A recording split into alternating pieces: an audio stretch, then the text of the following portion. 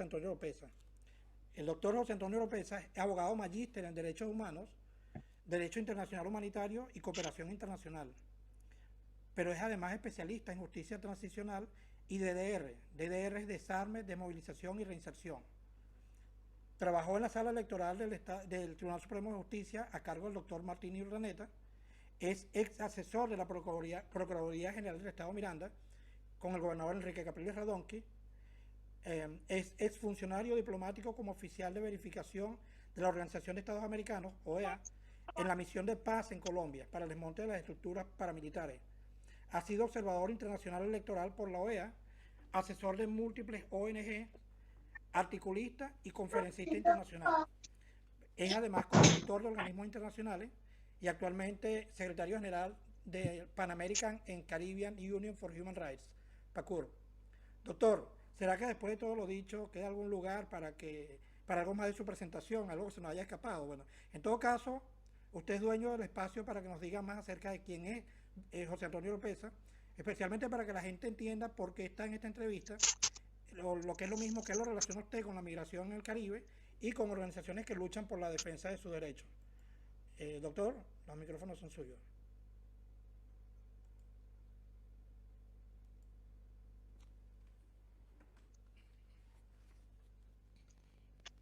Claro que sí, Carlos. Muchísimas gracias, primero que todo a ti, a este espacio, a Radio Refugiados Unidos, una iniciativa importante en el Caribe. Eh, Te decía, Carlos, que José López es un luchador de derechos humanos. Yo he venido trabajando, tengo más de 22 años trabajando en estos temas, desde que pasé a formar parte de una fundación que hacía actividad de derechos humanos en las barriadas de Caracas. Hacíamos, me recuerdo muy bien, títulos supletorios, cartas de soltería, pero sin duda alguna teníamos un relacionamiento efectivo con esas personas que estaban en un estado de vulnerabilidad.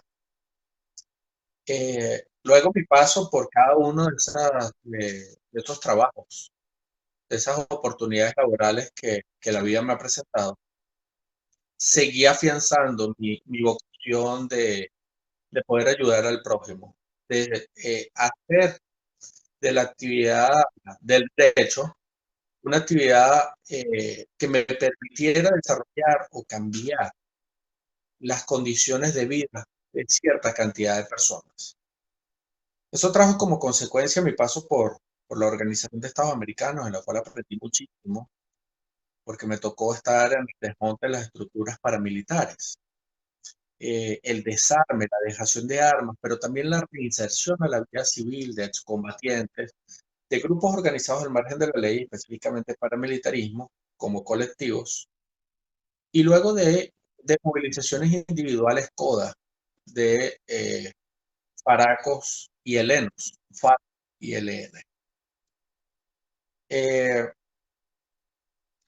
A mi salida de la organización, continué con esa vocación de seguir ayudando y tuve la oportunidad de unirme a ser consultor de grandes organismos internacionales, tener la oportunidad de trabajar, seguir trabajando para Venezuela y tener la oportunidad de trabajar directamente para algunas organizaciones también aquí en los Estados Unidos, donde resido. Y desde el 2013 tener cercanía con organizaciones en el Caribe, específicamente a quienes les mandamos un saludo, a Beniarúa Solidaria, sus directivas Grislin Hernández y Tina Farías, en Benet, Curazao, Jennifer Pontes, Ana Madero, Carlos Rivas, eh, Alfredo Limón. Luego en Benet Bonaire, Justino Bravo. Y en Trinidad y Tobago hoy en día hago parte de tres organizaciones a las cuales ayudamos, ActivityNet, y otras dos organizaciones más que me enorgullece poder trabajar por ellas. Eso es lo que me liga al Caribe. Me liga al Caribe un trabajo por los migrantes, por los refugiados, por los cambios, por los estados de vulnerabilidad en que se encuentra nuestra población venezolana, que es lo mismo, donde es un trabajo que es bastante arduo, desgastante, pero sin duda alguna que genera muchísima satisfacción, Carlos, porque la migración en el Caribe es algo que está invisibilizada. Hoy en día tenemos más de 100.000 venezolanos en ese cinturón de islas que acaban de nombrar, Aruba, Curazao, Bonaire, Trinidad y Tobago, que están en un estado de desprotección mayúsculo. Hay 5.7 millones de venezolanos deambulando por el mundo, cifras de la IR4E o Plataforma Conjunta de Monitoreo y Respuesta de Naciones Unidas, ACNUR, Agencia Nacional para los Refugiados y OIM, Organización Internacional para las Migraciones. Pero hablamos de la crisis de refugiados existente en Colombia, en Perú, en Chile, Ecuador, los llegados a Argentina, los venezolanos en Brasil. Pero nadie dimensiona el drama de lo que es un migrante llegado a la isla. ¿Y por qué digo esto? Porque sin duda alguna, sí, para Colombia eh, hemos visto muchas muertes en lo que ha sido eh, el páramo de lo que se subir de Cúcuta al páramo colombiano y bajar a Bucaramanga. Un tramo de 18 kilómetros bastante rudo donde se han perdido muchísimas vidas. Sin duda algunas a pie. Cómo los migrantes han caminado hasta la línea, subiendo de Ibagué hacia Cali, tratando de llegar y conectar hacia lo que es las vías del eje cafetero, buscando llegar en su camino, seguir recorriendo hacia Ipiales y luego pasar a Ecuador. Vemos como venezolanos han muerto caminando hacia Chile, desde Bolivia, llegados desde Bolivia, llegados desde Brasil, llegados desde Ecuador, venezolanos caminando hacia Paraguay, también llegados desde Brasil, porque Paraguay tiene fronteras con Brasil, y también llegados desde Bolivia, porque tienen fronteras con ese país. Pero las islas no se puede llegar caminando. Las islas se llega única y exclusivamente en balsa. Eso trae como consecuencia que hoy en día tengamos un drama. Hoy que se levanta Cuba, hoy que hay más de 24 ciudades de Cuba con 24 protestas muy grandes en contra del régimen castrista, el régimen que hoy lidera Díaz-Canel. Ese país que ha expulsado a sus ciudadanos cubanos en un éxodo masivo hacia las costas floridianas. Hablábamos en los años 80 y 90, se consiguió una Cuba, se consiguió una balsa proveniente de Cuba. Son balseros cubanos. Pero ¿quién nos íbamos a imaginar que íbamos a poder ver una foto tan dantesca como cuerpos venezolanos flotándose en el mar porque no pudieron llegar a Cuba, perdón, a Curazao, a Bonaire, a Aruba, a Trinidad? No es Cuba, son venezolanos, venezolanos que se exponen a un drama mayúsculo. Y son muchísimos de los temas que podemos abordar. Sí, sí.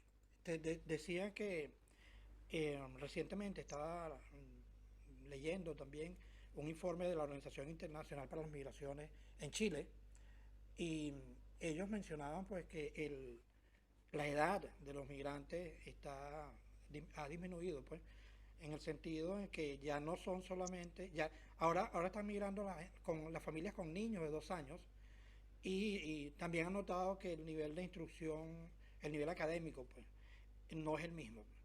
Eso es grave, o sea, ha habido un cambio y es producto de análisis y ver qué medidas se van a tomar. Es bastante triste también lo que está ocurriendo en Cuba. Y bueno, no es nada distinto a lo que ocurre por estos lados, con la diferencia de que aquí no se pueden venir a pie. Aquí la gente se viene en balsa, en lancha y termina perdiendo la vida, lamentablemente, en la travesía, muchos de ellos. Bueno, volviendo al contexto de las islas, tenemos que, a pesar de las similitudes que hay entre las islas ABC, en el manejo de algunos temas también hay marcadas diferencias, ¿no? Sobre todo en materia de refugiados. Aquí vale la pena destacar que Bonaire, por ejemplo, es una provincia de los Países Bajos. No puede manejarse igual que Aruba, que es un país independiente dentro del reino, pero que al separarse ratificó su adhesión al Acuerdo de Ginebra y al Pacto de Cartagena, mientras que Curazao no lo hizo. Ambos tienen un procedimiento de asilo que en la práctica solo aplica si la persona lo solicita antes de salir de migración al momento de la llegada al país. Y lo más reciente es la solicitud de protección basada en el artículo 3 del Convenio Europeo de los Derechos Humanos. A pesar de ello, el proceso es engorroso, toda vez que el procedimiento para cualquiera, sea asilo o protección, no es un tema de dominio público. Entonces, vamos a hablar brevemente de estos instrumentos jurídicos. Sabemos que el Acuerdo de Ginebra es el que define el concepto de refugiado y el establecimiento del asilo.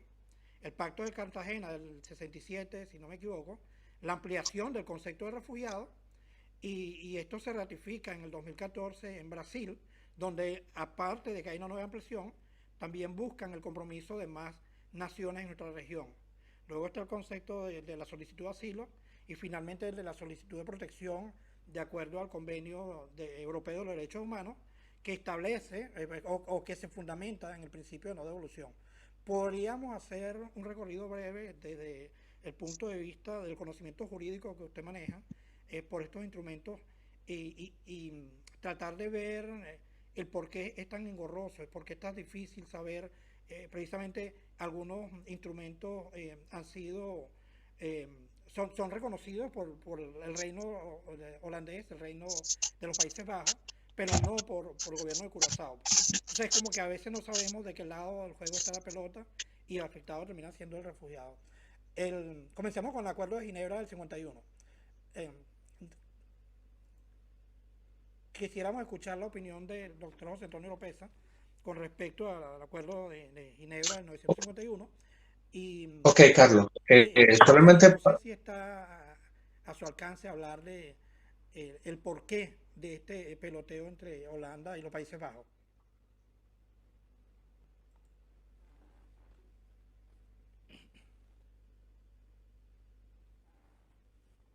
Curazao.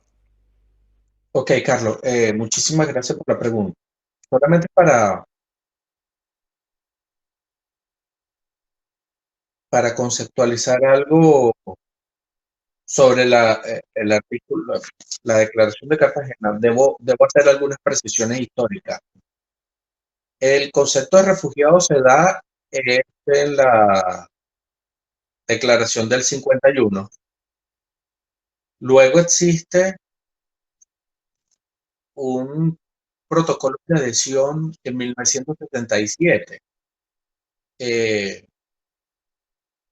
que pues algunos que tenía que ver con la declaración del 51 y su concepto y características del refugio, y hablaban del principio de no devolución. Y luego en el 2014 pues, se vuelve a hacer una eh, conceptualización, un alcance a lo establecido en la declaración del 51 y su protocolo de adhesión de 1967. Solamente esas precisiones de data histórica. El concepto de refugiado. Para la declaración del 51, igualmente para su protocolo de adhesión de 1967, establece que los refugiados son personas que se encuentran fuera de su país de origen por temor, y son cuatro características fundamentales que establece la declaración del 51. Por temor a la persecución, a un conflicto, a una violencia generalizada u otras circunstancias que hayan perturbado gravemente el orden público.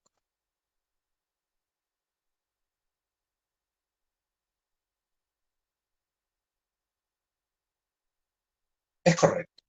Y en consecuencia requieren una protección internacional. Eso es lo que establece el artículo establecido en la Declaración del 51. Luego, la Declaración del 51 también establece un principio fundamental que se desprende de la misma, que es el no refoulement o principio de no devolución, que afirma que una persona refugiada no puede ser devuelta a un país donde se enfrenta a graves amenazas a su vida, a su libertad, y que tiene algo que hemos llamado, o que se ha generalizado en los derechos positivos de cada uno de los países que otorgan asilo o refugio, que es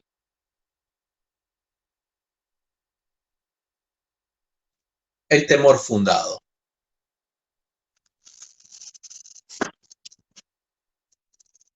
Hay que comprobar el temor fundado. El temor fundado sobre qué se da, justamente sobre esa posibilidad de que una persona tenga o haya tenido una persecución o pueda tener una persecución, que hay un conflicto interno o externo que se da en este país por el cual hay un temor fundado que se peligra la vida de esa persona, que hay una violencia generalizada que en algún momento puede afectar la vida de esta persona u otras circunstancias que haya perturbado gravemente el orden público. En este, entrando en materia, podemos determinar entonces que estas cuatro características están presentes hoy en día en Venezuela. Por lo cual, nuestro llamado a los organismos internacionales específicamente es a la Agencia para las Naciones Unidas para los Refugiados, ACNUR, es a que cada vez que hacen sus informes de actualización, no descontextualicen la migración venezolana. Es decir, en el segundo informe del año 2020, ACNUR se refería a la migración venezolana como migrantes, como venezolanos desplazados en el exterior, venezolanos desplazados en el exterior, descategorizando y descontextualizando la grave crisis humanitaria compleja existente en Venezuela, que repito, ha llevado a que 5.7 millones de venezolanos se encuentren en el exterior, ¿producto de qué? De que hay una persecución manifiesta, así lo establece los últimos informes de la alta comisionada para los derechos humanos, Michelle Bachelet, así han nacido sus informes verbales ante el Consejo de Derechos Humanos, así lo ha demostrado la Fact-Finding Mission, misión independiente para la determinación de hechos, que no responde a intereses de Naciones Unidas, es un grupo de expertos que han determinado que hay persecuciones, que hay violencia generalizada, que hay circunstancias que han perturbado gravemente el orden público, que hay un conflicto. En Venezuela hay un conflicto. Hay diferentes, hay 5 elementos generadores de violencia. En Venezuela confluye el paramilitarismo, que le llamamos hoy colectivos, pero tienen armas privativas de uso militar, tienen prendas, tienen estructura organizacional. Para nadie es un secreto que esto que nosotros hemos llamado colectivos son paramilitares que han sido armados por el Estado, pero no son milicias. Hay guerrilla, tanto nacional como yo le llamo la guerrilla importada o internacional, porque tenemos el FBL, el Frente Bolivariano de Liberación Nacional, como un actor armado que genera violencia, que se nos dice que ha llegado hasta estados del centro del país. Eso no es un secreto para nadie, pero también tenemos guerrilla de FARC, del ELN, que algunas veces operan en estados fronterizos como FARC, como ELN, pero también operan como reductos de productos o nuevos neoparamilitares colombianos como Águilas Negras, Rojo, Juradeño, el clan del Golfo, los castaños, etcétera. Luego tenemos que sin duda alguna pues también tienen armas de privativa de uso militar, prendas militares, estructuras radiofónicas, estructuras jerárquicas. Tenemos en Venezuela un conflicto de carácter social, pero también tenemos los colectivos. Los colectivos son grupos armados organizados al margen de la ley, que definitivamente generan una violencia, un terrorismo tanto físico como psicológico, que están a la orden del gobierno, y no son gobiernos. Estas estructuras no hacen parte del gobierno. Se mimetizan dentro de los colectivos algunos funcionarios policiales, se mimetizan allí funcionarios públicos que hacen respecto al gobierno, pero cuando actúan como colectivos, que sí reciben órdenes de funcionarios públicos de alto nivel, es verdad, pero no actúan en nombre del Estado, sino actúan como afectos al Estado.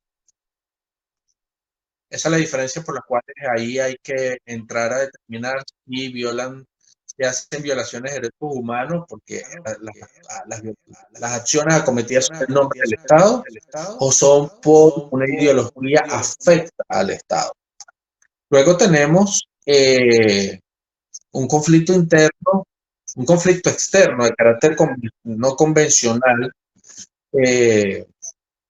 porque tenemos presencia de grupos extremistas, tenemos ejército ruso, ejército chino, presencia iraní en Venezuela, controlando diferentes temas de poder. Recientemente saqué un artículo que hablaba de las economías de nuevas guerras o guerras de nuevas economías. Lo pueden conseguir en perspectivas del diario de Caracas o el diario.com. Si quieren ir a mi perfil también siempre están allí publicados.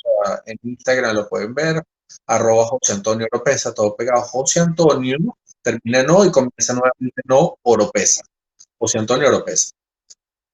Y luego tenemos un último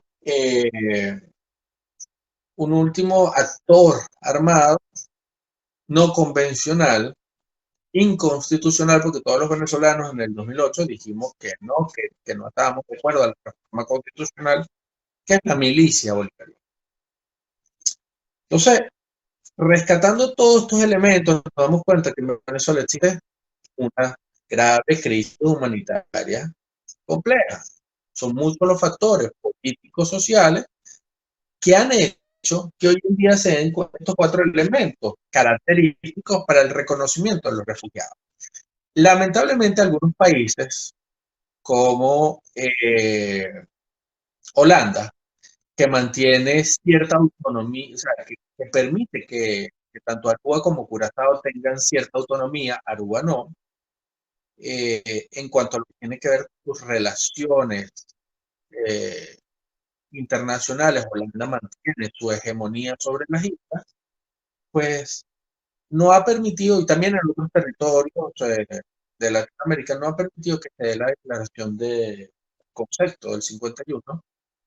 Fíjate, José Antonio, que tú acabas de describir exactamente una de las Ok, preguntas más importantes que muchísimas gracias. teníamos, que era establecer esa diferencia entre un refugiado, un migrante. Bueno, Carlos, es que migrante es toda aquella persona que haya ingresado de manera regular o irregular, de forma permanente o de forma que no era permanente, con la intención de no ser permanente, pero que alguna condición lo convirtió en ser una migración permanente. Em, es interesante pues porque eso le permite a la gente tener una idea de dónde está parado. Sin embargo, hay dudas con respecto a cuando se violan los derechos y ya saliendo un poco del concepto de refugiado y de migrante, porque esto aplica también para el local. Una persona que siente que se le han violado los derechos humanos en el país donde se encuentra eh, y que su reclamo no encuentra respuesta en las instituciones, tiene acceso a mecanismos de protección internacional y de ser así, ¿cuál es el procedimiento? Sabemos que no puede ir directamente, no debe ir directamente a la Corte Penal Internacional, pero está también hay otro organismo a lo que él pudiera acudir para ejercer el sagrado derecho a exigir la defensa de sus derechos humanos, la Comisión Interamericana de los Derechos Humanos. Eh, ¿Qué puede hacer la persona? ¿A dónde puede ir? Bueno, todo depende, Carlos, del sistema regional en donde se deba litigar. Me explico. Eh, Básicamente, las Américas, los países que hacen parte de la Organización de Estados Americanos, tienen la posibilidad de acceder a la Comisión Interamericana de Derechos Humanos como una vía de o una forma, es la única forma de poder acceder a la eh, Corte Interamericana de Derechos Humanos para que el Estado sea sancionado, los casos sean ventilados allí, una posible sanción al Estado. Pero eso en el sistema interamericano. Tenemos graves problemas que es que en Aruba y Curazao no hacen parte de la Organización de Estados Americanos. Son estados libres y asociados, pues se rigen por sus relaciones internacionales, se rigen por las relaciones establecidas por Holanda. Esto trae como consecuencia que el fuero natural o el sistema regional natural donde se deben litigar o ventilar cualquier violación de derechos humanos es el Tribunal Europeo para los Derechos Humanos. También existe eh, el Tribunal de Derechos Humanos de la Corte Africana. Está el ECOSOT, ¿verdad?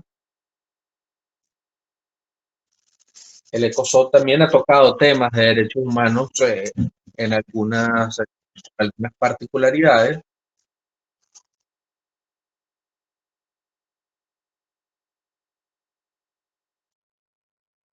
Y lo que es la zona Schengen o pues la Unión Europea tiene su propio tribunal donde también pueden ser ventilados algunas violaciones de derechos humanos establecidas por malos procederes de los países que hacen parte de la Comisión Europea.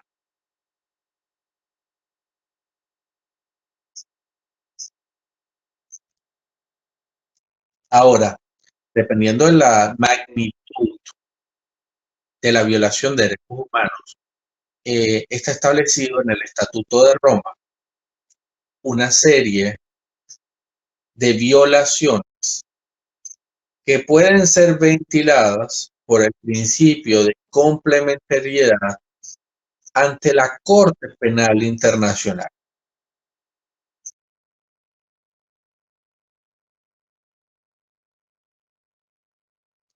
Hay que recordar que en violaciones de derechos humanos de carácter migratorio, lo primero que se tiene que hacer o lo primero que se tiene que accionar es la justicia ordinaria de cada uno de los países.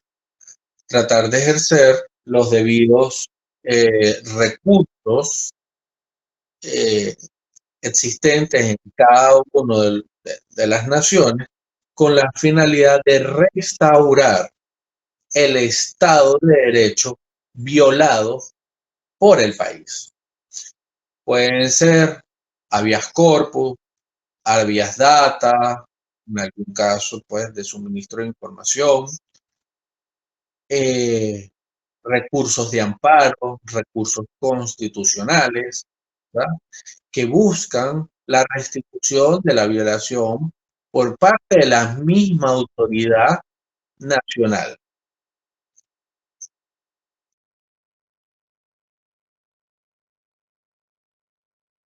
Si esa, si esa justicia es denegada, es inaccesible, se puede acceder a la Comisión Interamericana elevando a consideración del mismo, colocando lo que es una denuncia entre la comisión. Y la comisión tendría, lo primero que podría hacer es primero, una vez conocida la situación, podría emitir medidas cautelares, ¿verdad? tendientes a la protección de la vida y la restitución de las violaciones de derechos humanos acometidas en un país determinado. Ese, por ejemplo, puede ser una acción en la Comisión Interamericana de Derechos Humanos. En el Tribunal Europeo se accede de diferentes formas, pero repito, siempre hay que tratar de agotar las vías jurisdiccionales naturales, ordinarias de cada uno de los países para poder acceder de manera subsidiaria a lo que son los sistemas regionales de protección de derechos. Es muy clara tu explicación, decía. Sin embargo, para poder entender el concepto completo, sería importante que habláramos de qué son los derechos humanos, cómo podemos definir los derechos humanos, porque, ok, está bien, yo voy a ir a defender, a exigir la defensa de mis derechos humanos, pero de repente lo que estoy exigiendo es algo es algo que no califica como un derecho humano. De repente es algo que debería ser denunciado ante las autoridades locales, eh, o ante otros tribunales internacionales, pero no relacionados a los derechos humanos. Entonces, ¿cómo podemos definirlo?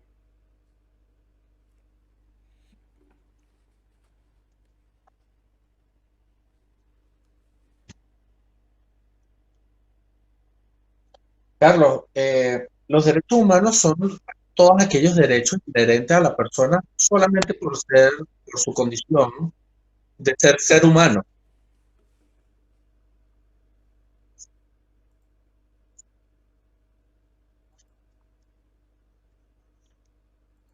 Son 30 artículos que están establecidos en la Declaración Universal de Derechos Humanos que todo Estado debe garantizar.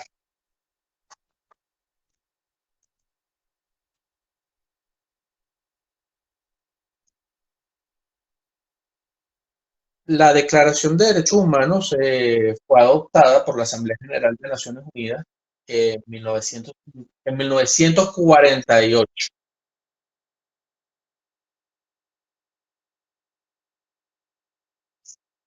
1948, 10 de diciembre de 1948, en París.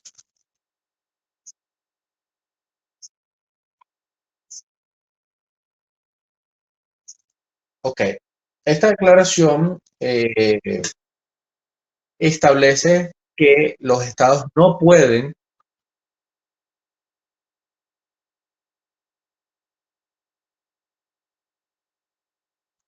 entrar a considerar, modificar, ni siquiera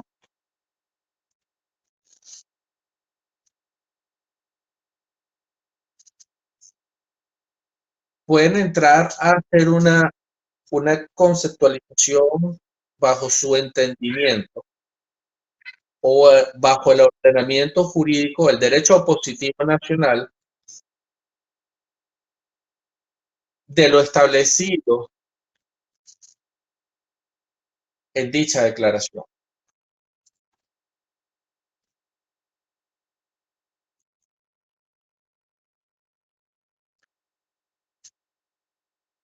La Declaración de Derechos Humanos proviene pues bueno, allí tuvo que ver muchísimo Eleanor Roosevelt, pero son las formas de expresión es la forma más simple, pero mucho más clara de lo que son las libertades de los, de los seres humanos. A mí me encanta hablar sobre la historia de los derechos humanos porque ellos nacen del libro de Ciro.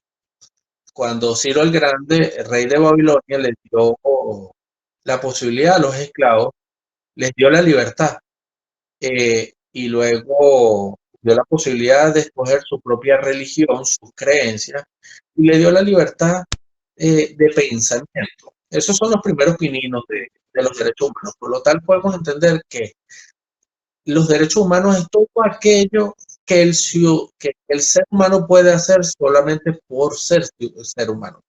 El artículo 1 establece que todos los y es lo más bonito de la declaración que dice, todos los seres humanos nacen libres e iguales en dignidad y en derechos. y dotados como están de razón y conciencia, y deben comportarse fraternalmente los unos con los otros.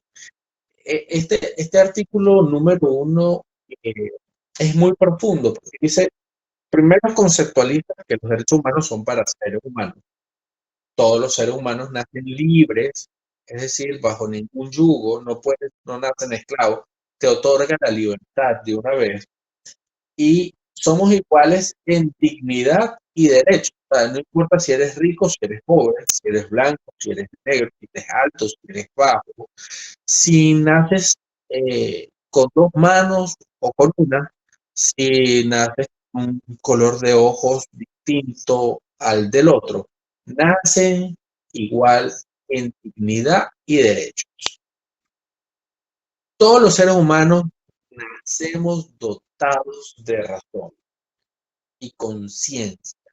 Eso le da un carácter profundo a lo que es la posibilidad de que deben comportarse fraternalmente los unos con los otros, porque recordemos que la Declaración Universal de los Derechos Humanos se firma luego de la Segunda Guerra Mundial, de las barbaries de la Primera y la Segunda Guerra Mundial.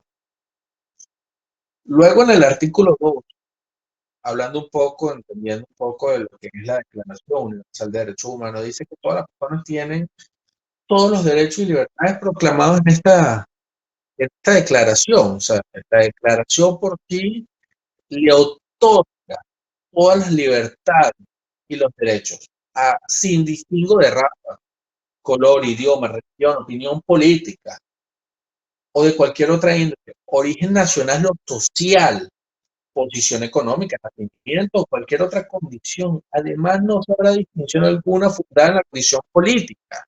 O sea, tu condición política no te da la posibilidad de ser discriminado, jurídica o internacional del país o territorio cuya jurisdicción dependa una persona. Tanto si se trata de un país independiente como de un territorio bajo administración fiduciaria. Hoy en día podría ser un poco Aruba y Curazao. No autónomo o sometido a cualquier otra delimitación de soberanía. Repito, como puede ser Puerto Rico, Aruba, Curazao, Bonaire. Todo individuo tiene derecho a la vida, a la libertad y a la seguridad de su persona en su artículo 3. Y nadie estará sometido a esclavitud ni a servidumbre. La esclavitud y la trata de esclavos están prohibidas en todas sus formas. Y me permito decir que este es uno de los artículos que menos se cumple de la Declaración Universal. Más de 84 millones de individuos en todo el mundo hoy. Esta frase sobre lo que estábamos hablando, sobre la Declaración Universal de Derechos Humanos, y no voy a hacer un paseo por los 30 artículos, pero cabe destacar que recientemente yo aproximadamente una o dos veces al año dicto algunos talleres de derechos humanos. El más reciente duró 4 meses para 154 líderes comunitarios en Colombia, en la cual fue más que un taller, fue un diplomado en derechos humanos, en la cual abordamos la historia de los derechos humanos, hablamos propiamente las diferencias entre derechos humanos y derechos fundamentales, ya como los derechos humanos son los establecidos en la Declaración Universal de Humanos, 30 artículos, y los derechos fundamentales son los establecidos en el derecho positivo de cada una de las naciones. Es el progresismo del derecho humano, es decir, llevar la Declaración Universal de Derechos Humanos a aterrizarla en el derecho positivo y conceptualizar, desarrollar cada uno de esos 30 artículos en las leyes de carácter nacional. Hablamos sobre los sistemas regionales, las diferencias entre el sistema interamericano, el sistema europeo, el sistema africano, el Tribunal Económico Africano, el Tribunal de lo que es la Unión Europea, etc. Y determinamos que en Venezuela los 30 artículos de la Declaración Universal de Derechos Humanos en una de esas clases, una de esas largas clases que tuvimos con estos 154 líderes sociales, activistas hoy de derechos humanos, formados por venezolanos en Barranquilla, y José Antonio Oropesa como secretario general de PACUR, ex secretario de la coalición.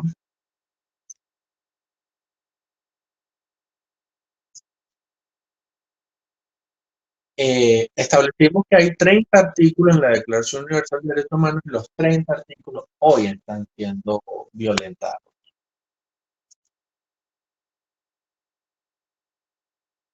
Pero hay un artículo que es fundamental en la Declaración Universal de Derechos Humanos cuando hablamos de derechos de migrantes y refugiados, que es el artículo 14, que dice que en caso de persecución toda persona tiene derecho a buscar asilo y a disfrutar de él en cualquier país. Y que este derecho no podrá ser invocado contra una acción judicial realmente originada por delitos comunes o por actos opuestos a los propósitos y principios de las Naciones Unidas.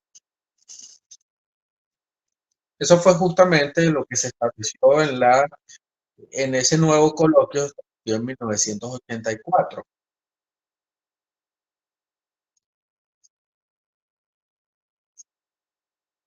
Que se hizo pues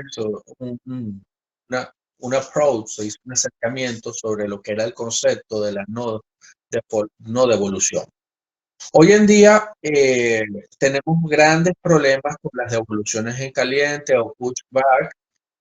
Felipe González, que es el relator especial para los derechos humanos de los migrantes, ha determinado pues eh, ha llamado la atención y ha determinado que algunos países están haciendo mal uso de lo que es el principio de no devolución. Tenemos el caso de Chile, que tuvo a bien no reconocer la grave crisis humanitaria compleja existente en Venezuela y que hoy en día pues, está expulsando a ciudadanos venezolanos que han entrado por pasos irregulares. Hago un llamado a la colectividad, a quienes no escuchan jamás decir que hay migrantes ilegales. La migración irregular no es un delito penal. Obviamente no somos como PACUR ni ninguna organización que hace parte de PACUR hace apología a la migración irregular, pero es un derecho que tienen las personas de huir y salvaguardar su vida. Y en el artículo 14 se establece que toda persona tiene derecho al asilo.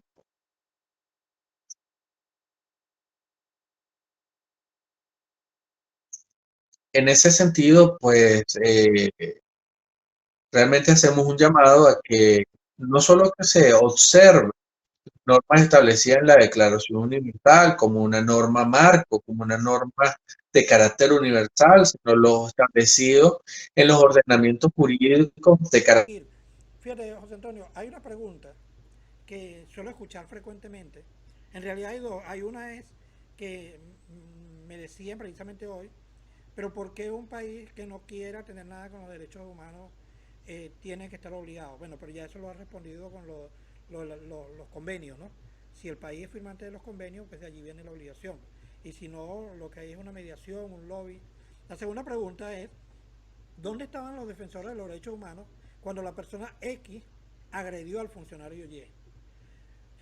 ¿Cuáles son los criterios a considerar para que se active una organización o un defensor de los derechos humanos? O sea, ¿por qué a un funcionario que puedo adelantar que tiene la protección de todo, del Estado, de la institución en la que trabaja, mientras que el ciudadano es solo contra esas instituciones?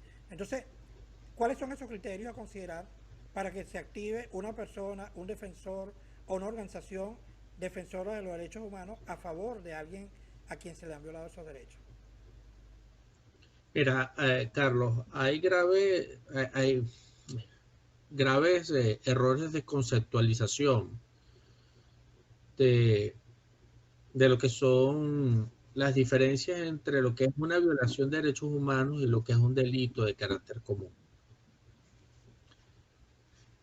Eh, Primero que todo hay que entrar a determinar que para que exista una violación de derechos humanos, tiene que ser un hecho cometido por parte del Estado.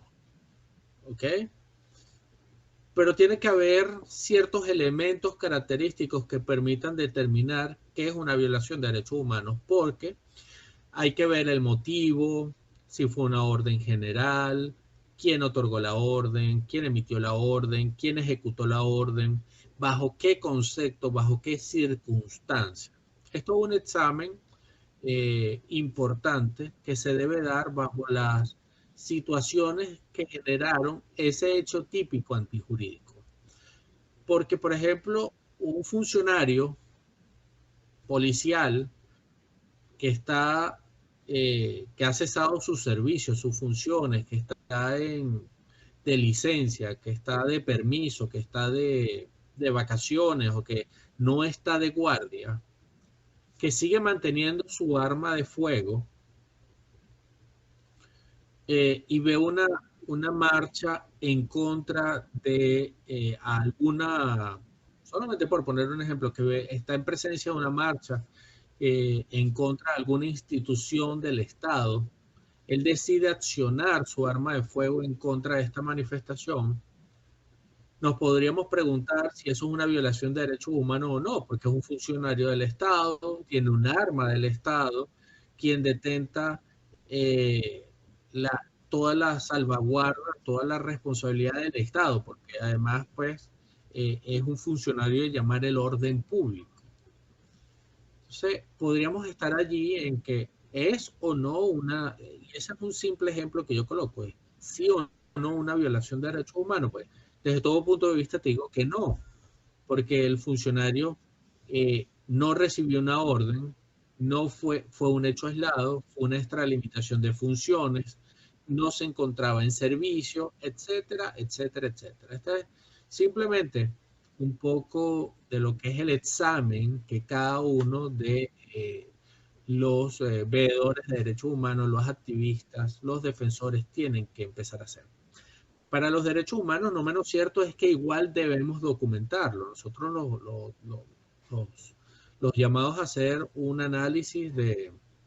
Las autoridades son las llamadas a hacer el análisis.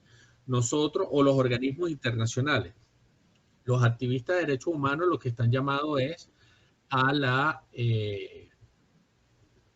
lo que están llamados a la documentación, a la denuncia y a la difusión de presuntas violaciones de derechos humanos. Este año PACUR pretende, y el año que viene, PACUR, para quienes no lo conocen, es la Pan American and Caribbean Union for Human Rights. Nuestra página es www.pacur.org. PACUR se escribe P-A-C-U-H-R. Es decir, PACUR con H intercalada después de la U.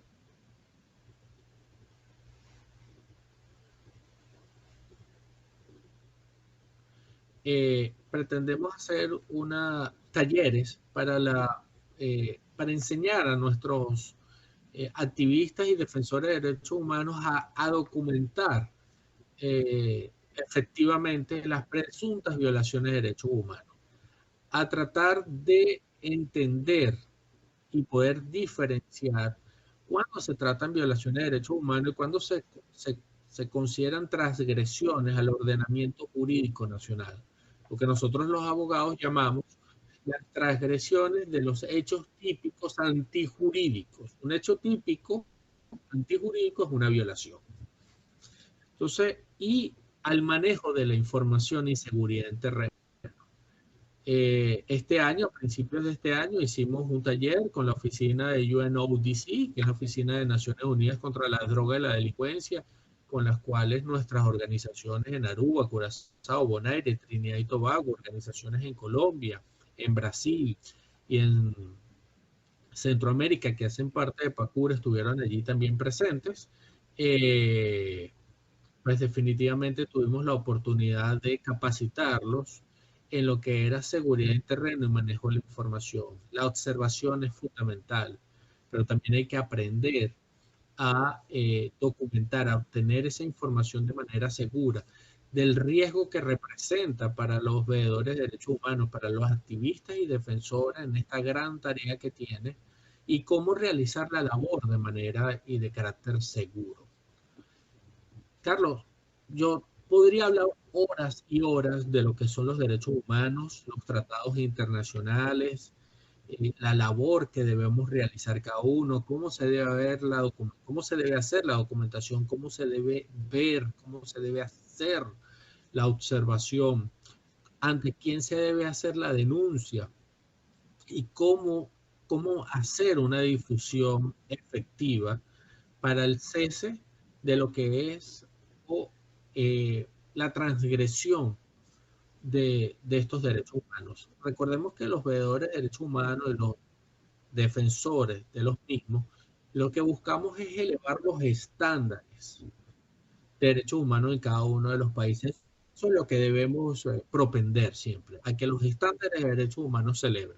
Con ello se minimizan las violaciones de derechos humanos y se exponencia la visibilización de los posibles casos de vulnerabilidad que existan o de violaciones de derechos humanos existen. Fíjate, saliéndonos un poco de la parte legal y basado en las impresiones que recibe José Antonio Oropesa directamente, así como también a través de las organizaciones, ¿cómo ve la situación de la migración forzada en estados de vulnerabilidad en la región en la que opera PACUR? Aruba, Curazao, Bonaire, Trinidad y Tobago. ¿Cómo la ve José Antonio Oropesa? Bueno, yo inicié esta conversación en que de verdad pido muchas disculpas y muchísimas gracias por todas aquellas personas que han aguantado los embates de la tecnología, este delay y estas caídas del internet. Esto es parte de la globalización. Además que felicito a Carlos porque esta es la primera transmisión en vivo y de carácter internacional. Porque, repito, yo me encuentro en el estado de la Florida y Carlos en la isla de Curazao. La migración forzada, Carlos, en Aruba, Curazao y Bonaire, Trinidad y Tobago, es una migración que tiene un grado de vulnerabilidad mayúsculo. Primero que todo, no son reconocidos como refugiados, hoy en día son reconocidos por los países porque hay un reconocimiento de que hay una problemática. Es un secreto a voces de que casi 15% de la población de Aruba y de Curazao hoy en día es venezolana, la población total es venezolana, y aproximadamente hay más de 1.000 venezolanos en Bonaire, que en Trinidad y Tobago hay más de 40.000 venezolanos en un país que tiene poco más de 1 millón de ciudadanos, es decir, un 3 punto y pico, un 4% de la población total también es venezolana, pero que hay un tráfico pernicioso. Los venezolanos que llegan a las islas, para poder llegar a las islas se ponen a grandes situaciones. Mira, antes hablábamos de 300, 400 dólares por un puesto en cada una de estas lanchitas, en estos peñeros, que hoy me dicen que puede estar costando alrededor de $1.000 un puesto, una lancha que aproximadamente puede llevar como máximo unas 35 personas, que son coyotes del mar, que son personas inescrupulosas que se prestan a un tráfico humano existente, una frontera viva entre Curazao y Venezuela, entre Aruba y Venezuela, ¿sabes? Desde las costas de Carabobo, desde las costas de Falcón, desde las costas de Maracaibo, saliendo hacia estas islas. En Trinidad y Tobago la situación es complicada, o sea, es una población que viene desde Sucre, del Tamacuro, hacia la isla de Trinidad, específicamente, que es la más cercana, donde hay un tráfico humano impresionante. Eso ha llevado como consecuencia que muchísimas vidas se hayan perdido, que las balsas, las barcazas, los barquitos, estos peñeritos, como los queramos llamar, lanchas, han zozobrado, se han perdido vidas. pero también se exponen a piratería al mar. Recordemos que hoy en Venezuela, pues las bandas delincuenciales, para nadie es un secreto, así lo hacen, lo han emitido los informes en, en gran número de organizaciones que se dedican a la vigilancia del blanqueo de capitales y de el tráfico de estupefacientes. Pues hay salidas, hay rutas de droga hacia el Caribe, hacia Haití, hacia Trinidad, hacia las islas. Entonces, hay piratería al mar. Estas personas saben, estos mismos traficantes, coyotes, pues dan pitazos a los que son los piratas del mar, porque recordemos que cuando salen estas personas hacia las islas, no solo han pagado los $1,000, que muy posiblemente los van a pagar en el... algunos lo pagan antes de abordar la lancha, otros lo pagan al finalizar el viaje, eso es lo que nos han dicho, pero que también llevan cierta cantidad de dinero, llevan sus recuerdos más preciados, lo poco que puedan sacar en una lancha. Recordemos, 35 personas en un peñero, y que bueno, en alta mar son despojados por estos piratas, estos carroñeros de la migración forzada. Es grave, Carlos, es grave el no reconocimiento por parte de Aruba y Curazao de esta problemática. No hay un registro, no sabemos cuál es la cantidad exacta de venezolanos llegados a las islas. Tenemos situaciones que se nos han denunciado de violaciones de derechos humanos y tratos inhumanos y crueles en las cárceles de indocumentados, tanto de Aruba y Curazao, en el barat de indocumentados, como tanto de hombres como mujeres, se les expone presuntamente se les ha expuesto a situaciones inhumanas y degradantes por parte de funcionarios. Se nos ha denunciado que no se les da acceso a la salud, acceso a una representación legal, a una asistencia alimentaria, a la posibilidad ni siquiera de tomar sol. Hay personas que han pasado más de un mes sin tomar sol, sin ver la luz del sol.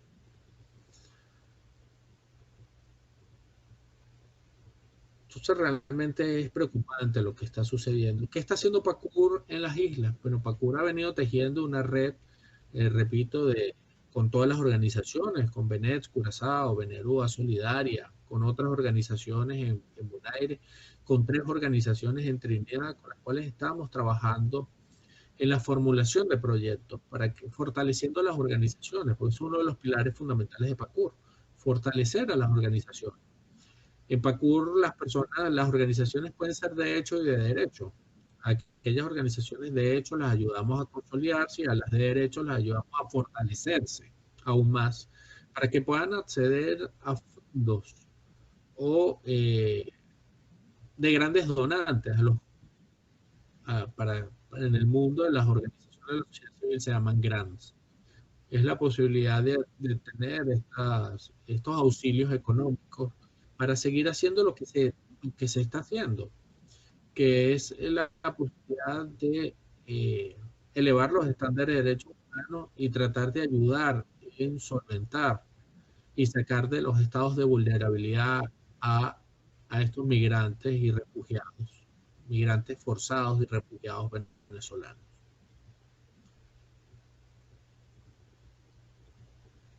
Hacemos un llamado a todas las personas en las islas, en el continente americano, a sumarse a PACUR. Cualquier persona puede ser parte de PACUR.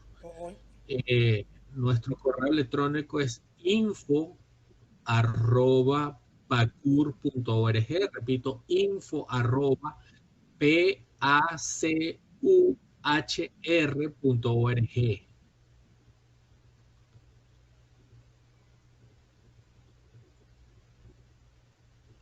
Allí nos pueden escribir a PACUR, a info@pacur, con la finalidad de ser parte de nuestra organización. Estamos adelantando proyectos importantísimos como lo que es el proyecto de jóvenes líderes embajadores por los derechos humanos, que estamos tratando de tener embajadores en cada uno de los países de Latinoamérica y expandiéndonos hacia las Europas. Ahorita estamos trabajando, Carlos, fuertemente para que antes del 15 poder elevar desde PACUR Sí, precisamente, nuestro cuando una informe persona, ante el EPU, que es el Examen Periódico Universal de Derechos Humanos sobre el caso venezolano.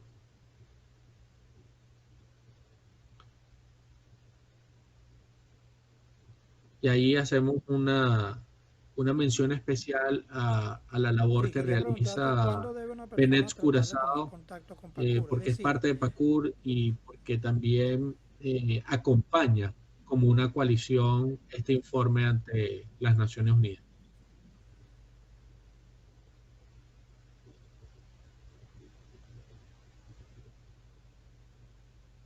Carlos, creo que me estás intentando hablar, pero ahí perfecto. está muy bajito tu Sí, te micrófono. repito la pregunta, ¿cuándo una persona debe tratar de tomar contacto con PACUR? Sí, cuando una persona debe tratar de tomar contacto con PACUR, es decir, en qué circunstancias y cómo puede hacerlo. Repito, PACUR es un medio, PACUR es simplemente el canal, el vaso comunicante entre organizaciones de la sociedad civil en todas las Américas. Nosotros tenemos organizaciones en Paraguay, en Chile, en Perú, a quien le envío un fuerte abrazo. En Paraguay a Gisifredo González, en Chile nuestra coordinadora general, Patricia Rojas, Perú, Garrison González y Oscar Pérez. En Colombia tenemos varias organizaciones. Nuestro coordinador país para Colombia es Francisco Mangano. Allí tenemos grandes organizaciones que se siguen sumando. En Venezuela, le envío un saludo muy grande a una organización que ha manifestado sumarse a PACUR en el estado de Anzoátegui, como ya dice, en su aldea de lecherías, Patricia Moreno. En Aruba tenemos organizaciones de base, Curazao, Bonaire, Trinidad y Tobago, tenemos en México, tenemos aquí en los Estados Unidos. En Brasil tenemos un caso especial porque siempre mencionamos que tenemos una sola organización que la lidera Banjo do Ciudadanía do Recife, nuestro coordinador país, Casiano Silva, pero él a su vez lidera 31 organizaciones de la sociedad civil en Brasil. Es decir, que cuando PACUR dice que nosotros tenemos 35 organizaciones, no menos cierto es que son 31 organizaciones, pero dentro de esas 35 hay una que también lidera 31 más. Es decir, 35 y 31 son 66 organizaciones que tendría PACUR. Pero bueno, por maneras para simplificar la relación con Brasil, el coordinador país es quien atiende a esas 31 organizaciones. No tenemos, o sea, no los llamamos a reunión porque si no, pues sería desproporcionado los temas hacia Brasil.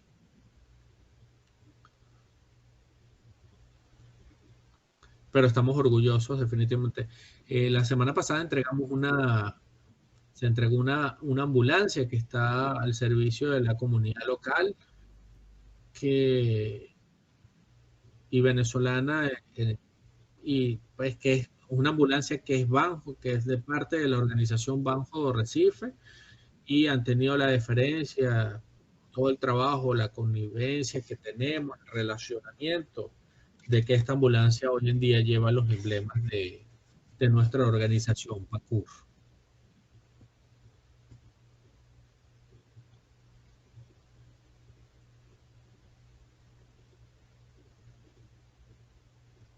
Y se dice fácil, son bastantes organizaciones. eh, Precisamente iba a hacer el comentario de la ambulancia entregada en Brasil, pero también de la radio que tiene PACUR, ya prácticamente casi lista, ya salió al aire, ya la habíamos escuchado. Háblanos un poco de la radio y quería decirles que el correo electrónico de PACUR, la página web y el enlace a la emisora de radio lo vamos a poner en la página web de Refugiados Unidos. Entonces, háblanos un poco de la radio, háblanos un poco de ese proyecto de PACUR.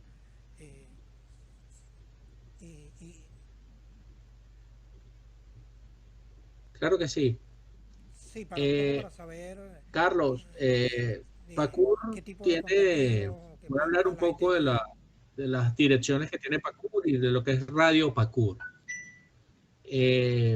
PACUR tiene la dirección de comunicaciones, la dirección de derechos humanos, que la lidera Gabriel Ortiz, un joven abogado egresado de la Universidad Católica Andrés Bello, pero que ha hecho pasantías y ha trabajado formalmente en la Comisión Interamericana de Derechos Humanos. Es un experto del sistema interamericano.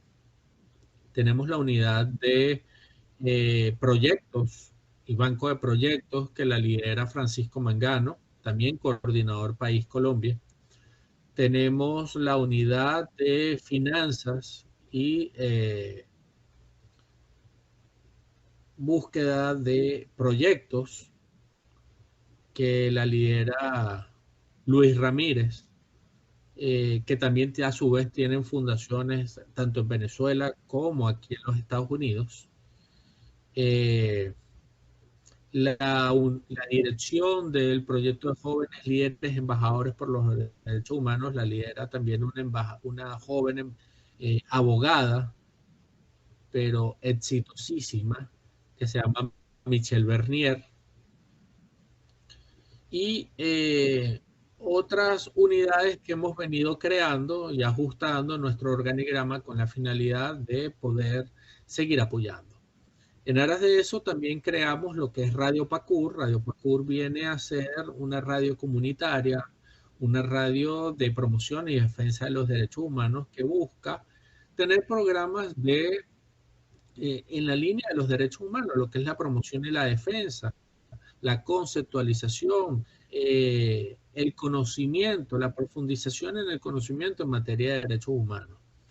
Esto es una radio que pretende estar a la orden de los defensores de derechos humanos de todas las organizaciones que hacen parte de PACUR, en las cuales nos puedan enviar su material, sus podcasts, sus videos, con la finalidad de poder replicar la información en cada uno de los países aliados, en cada una de esas organizaciones que PACUR le llega. Nosotros hoy en día entendemos que le estamos llegando aproximadamente a unos 5.000 voluntarios de cada una de esas organizaciones, siendo realista. Los números a veces son un poco inflados, creíamos que podemos estar llegando a unas 12.000 personas directas, pero no menos cierto es que cuando se hacen estas actividades llega mucho menos gente. Entonces hemos tratado de ser conservadores y hemos decantado este número y entendemos que le estamos llegando aproximadamente unos 5.000 personas de manera formal. Solamente por dar unas cifras, Banjo Ciudadanía entrega aproximadamente 600 comidas calientes todas las noches en la ciudad de Recife. Pero así como Banco Ciudadanía entrega 600 comidas a las 31 organizaciones durante todo el mes, atienden a población en situación de calle, a venezolanos, se atienden comedores, donde en estos días conversábamos sobre la situación de 21 pemones llegados a la ciudad de Recife, donde están siendo atendidos. Tenemos situaciones que estamos atendiendo. Tenemos una especial línea de trabajo en lo que es la justicia transicional, la defensa de lo que es el delito de trata y tráfico. Tenemos especial relacionamiento con los sistemas de protección para este tipo de delitos. Es decir, venimos trabajando. Y si Dios quiere, vienen sorpresas muy gratas para la isla de Aruba y Curazao. Carlos las sabe. Luego, cuando se den y sean formales esos anuncios, haremos un programa especial, muy seguramente, para anunciar ya formalmente, si Dios quiere, pues el inicio de grandes cosas para estas 2 islas.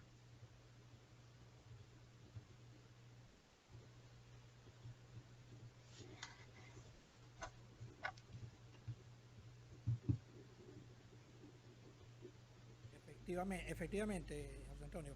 Bueno, hemos llegado prácticamente al final de un largo programa por las dificultades que hemos tenido. En estos momentos los micrófonos son tuyos para enviar un mensaje a los oyentes para despedirte, pues. Pero sobre todo, no, más allá de despedirnos, no, despedirnos es una palabra, no es la palabra que vamos a usar, porque vamos a seguir en contacto, vamos a seguir en sintonía, sobre todo con el proyecto del que estamos hablando. Pero sí, para dar un mensaje a los oyentes, a los refugiados, un mensaje esperanzador. José Antonio, los micrófonos son tuyos.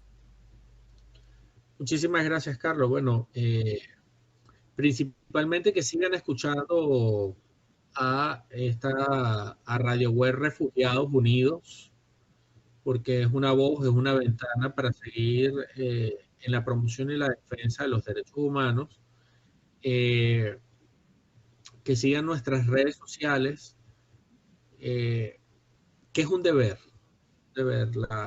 lo que es la defensa y el activismo en materia de los derechos humanos, un deber de todo ser humano. O sea, donde hayan violaciones, estados de vulnerabilidad y mucho más, que son ciudadanos venezolanos, debemos estar allí para, para llevar una voz de aliento, para llevar la voz de la defensa, de la promoción, de elevar los estándares.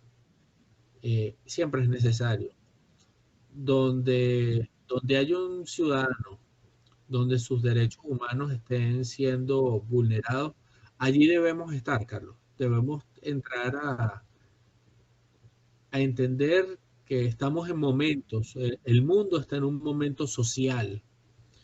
Venezuela atraviesa grandes problemas por esta grave crisis humanitaria compleja y me he preguntado si es un momento político. Venezuela yo creo que está en un momento social, donde necesita de la unión de todos, de la promoción y la defensa de los derechos humanos, de la generación de proyectos, de la transparencia, de la recuperación de valores, de la construcción de ciudadanía, que de la recuperación de nuestra identidad, de nuestra venezolanidad, de nuestros valores culturales, porque nos despojaron de todos. Los que estamos llamados a hacer este trabajo social debemos generar ciudadanía, debemos generar venezolanidad, debemos recobrar nuestros valores culturales y debemos elevar los estándares de derechos humanos para tener la posibilidad de que los estados de vulnerabilidad cesen y que las condiciones políticas en nuestro país cambien. Pero la única manera de cambiarlas es haciéndole entender a las personas que son ciudadanos, que tienen la posibilidad y están en el deber de conocer sus derechos, que hay obligaciones, pero que también más allá de las obligaciones tenemos derechos.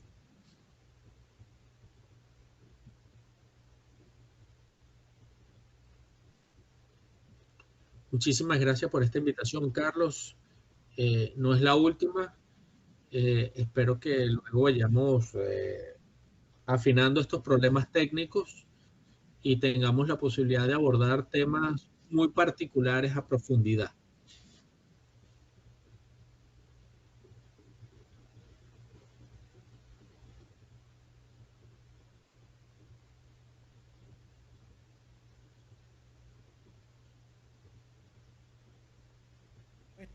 Por supuesto, ese es el plan, precisamente utilizar estos medios, estas herramientas, pues para mantener a la gente informada del trabajo que venimos haciendo, de la información que estamos consiguiendo de las islas.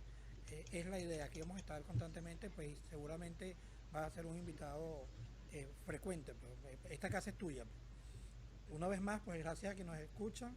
Le reiteramos el compromiso de esta emisora, le reiteramos que el compromiso es con ustedes, no importa de dónde nos escuchan, y le decimos al doctor José Antonio Oropesa que los micrófonos de esta emisora están a la orden para cualquier información que tenga un valor agregado para los refugiados, para los migrantes, todo lo que tenga que ver con los derechos humanos. Y nuestro objetivo central pues son los migrantes, es la defensa de sus derechos, son las organizaciones que están trabajando por sus derechos, pero sobre todo y muy especialmente por los más vulnerables. Pedimos disculpas por las dificultades técnicas que tuvimos. Es la primera transmisión que hacemos en vía Facebook Live. De hecho, creo que la transmisión de la radio se cayó. Tuvimos varias caídas de internet. Es la primera transmisión, una vez más lo repetimos, la primera transmisión a distancia. Pero definitivamente el contenido, que era una de las cosas más importantes, pues fue pudo llenar, pues pudo satisfacer, cubrir las expectativas, despejar muchas dudas, y creo que bien vale la pena, pues como decía, hay mucho material del que hablar, hay mucha tela que cortar en materia de derechos humanos, pues que seguramente vamos a tener que estar haciendo más programas, pues. Entonces, José Antonio, muchísimas gracias a todos, disculpen la hora al habernos extendido, y bueno, un placer, que Dios los bendiga, o que Dios nos bendiga, y nos estaremos viendo la próxima semana en una nueva entrevista que seguramente va a ser también para despejar dudas y para dejar un valor agregado, pues. Muchísimas gracias y pasen buenas noches. Muchísimas gracias, Carlos. Feliz noche.